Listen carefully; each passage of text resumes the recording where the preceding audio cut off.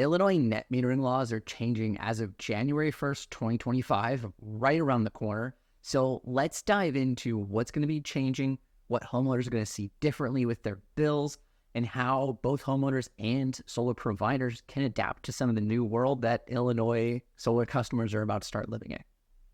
Hi, I'm Ryan with Solar Insure, here to talk to you more about Illinois' new net metering laws. And since we are right around the corner from those changes going into play, I figured it was worth a minute to really just kind of dive in, take a deep look at what is net metering, how does it work today, and where the change is going to be, as long with how can homeowners adapt to this. The Midwest in general has long been the last adopter of anything in solar. When we see trends coming through the market, things usually start in Hawaii, they move to the West Coast, then go east, and then finally hit the Midwest. So you see a lot of places in the Midwest, like Illinois specifically, that still have full retail rate net metering. Not a huge developed battery market yet, but that is coming. The whole solar market has been really down over this last year, over 2024.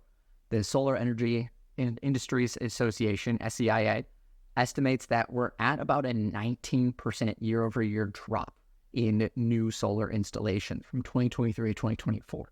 But despite that, Illinois specifically has been a bright spot in the country with almost an 80% increase in their installations in 2024.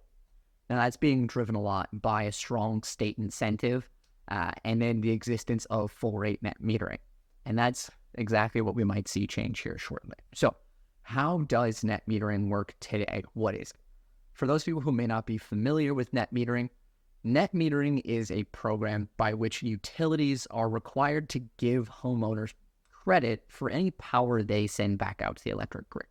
So when you have the solar panels on your house, you may generate more energy than your home needs at any given point in time. That power can go back out to the grid, and the grid has to credit you for it. Now in Illinois, this was first put into place in 2008, and then it was actually extended by the Climate and Equitable Jobs Act back in 2021. The way it currently works is that homeowners are going to be getting a credit against every portion of their bill. They get a one-for-one credit. So if somebody has a fixed rate power, you send 200 kilowatt hours out to the grid, you get a 200 kilowatt hour credit against your bill. Now, if you're on hourly pricing, it's a little bit weirder because your price changes throughout the day. So you actually get a dollar value credit based on the value of power when you send that out. Right? So if you send power out to the grid when the going rate is 15 cents a kilowatt hour, you'll get a certain amount of credit. If you send it out to the grid when the going rate is 30 cents a kilowatt hour, you get a much bigger credit, obviously. But let's take a look at an actual ComEd bill. So right now, homeowners who have solar in Illinois or are installed before the end of this year, they would get credit towards the supply, delivery, and taxes and fees section of this bill. They would see a negative line item under each of these sections that gives them a credit. So let's say, for example, they sent 200 kilowatt hours out to the grid.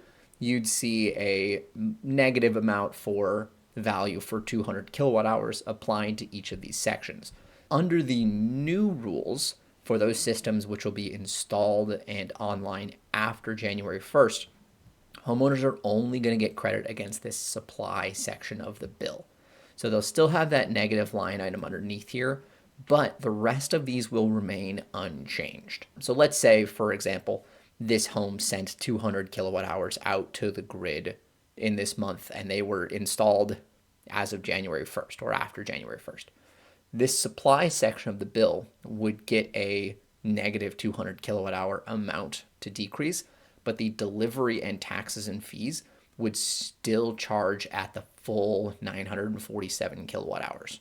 So what can homeowners do about some of these new changes that are coming? Well, there's two main ways that homeowners can fight this.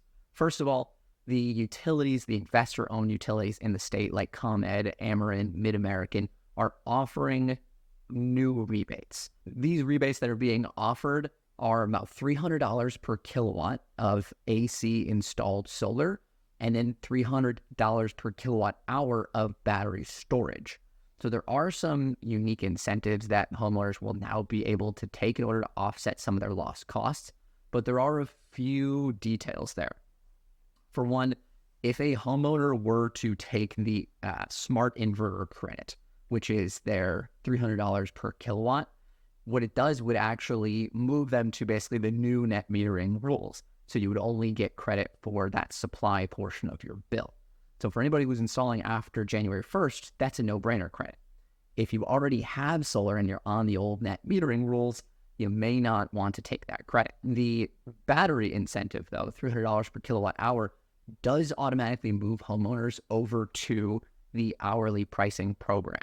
So if you're going to take that incentive along with your battery, be sure that you are going to be really up to date on when you're using your power, because you can be hit with capacity charges that can really increase your bill there. The first thing that a homeowner could do in order to better use their power here is to load shift. What that means is you are actually moving more of your energy use to the middle of the day when the sun is out. And the other option is to install a battery. With a battery, you're able to store energy which would otherwise go out to the grid and use it inside your house when you actually need it. So what if you currently have solar? Well, if you currently have solar and net metering, there's absolutely no need to panic. You're not going to get any changes to your net metering system as long as you don't make any significant changes to your solar project. In ComEd territory, as long as you don't make any changes to your system, which would require a new interconnection application, then you will stay on net metering. So depending on the type of inverter you have, you may be able to add a few panels without changing the AC size. You may not. So make sure you talk to your provider. Also worth noting that if you do add a battery to your system, that would require a new interconnection agreement and thus move you to the new net metering rules. Now under Ameren actually sets the limit for net metering change at increasing the system size by more than 100%. So they give you a little bit more wiggle room, and as of right now, don't make any specific cases towards batteries, but keep an eye on it because they may change some of those rules. Now, what are the deadlines for getting anything in? Because obviously there's a lot of people who are trying to get their solar panels installed before the end of the year and are trying to get to this net metering value. If you are trying to install solar before the end of the year and get on original rate net metering, what you need to do is make sure your system is installed, inspected, witness tested if applicable, and all of that is complete and submitted into the utility by December 31st at 5 p.m. Now, it's really important here that your installer understands that timeline and that everything is done correctly. The utilities make it very clear that if the paperwork is incomplete, inaccurate, they're missing something from it, or it's done wrong, it will be rejected, and there is no grace period where you can resubmit. The utility makes it known that you don't have to actually have permission to operate by the 31st at 5 p.m. Everything just has to be submitted and complete and accurate, and permission to operate is requested. So this can be a pretty big change. A lot of new savings changes that are going to happen. The pitch for solar in Illinois is going to change, but there's really not a whole lot of need to panic, honestly. I don't think so. Because the reality of solar is it does still make sense for homeowners. Since you will feed power into your house, you're still going to decrease your bills. You may not be able to have the same level of savings as we did before, but between some incentive availability and with a little bit of just focus from a homeowner, you'll be able to utilize a bunch of your power and still save money regardless. It'll just push your payback out a little bit further. What we do see from a market perspective is in other states where they have tried to change the net metering programs, you typically see a decrease year over year in the new installations. Like take a look at California, for example. They moved to an even more restrictive version of net metering than Illinois is putting in right now, and their installations have dropped significantly. But along with that, the people who do still install, we see an increase in batteries. So for those installers here in Illinois, you're probably going to be doing a lot more batteries than you used to, which provides a lot of opportunity. Now, if you are going to be getting solar in Illinois and batteries, the most important thing is that you get your system covered by an insurance-backed independent warranty like SI30 Total from us at Solar Insure. With SI30 Total, this is going to give you 30 years of protection for your panels, inverter, battery, racking, roof penetrations, and SI30 Total pays for labor. So there's not going to be any hidden costly fees down the road. SI30 Total, you also get one free battery replacement when the capacity of your battery drops below 50%. To learn more about SI30 Total and Solar Insure Solutions, talk to your solar provider or go to our website, solarinsure.com.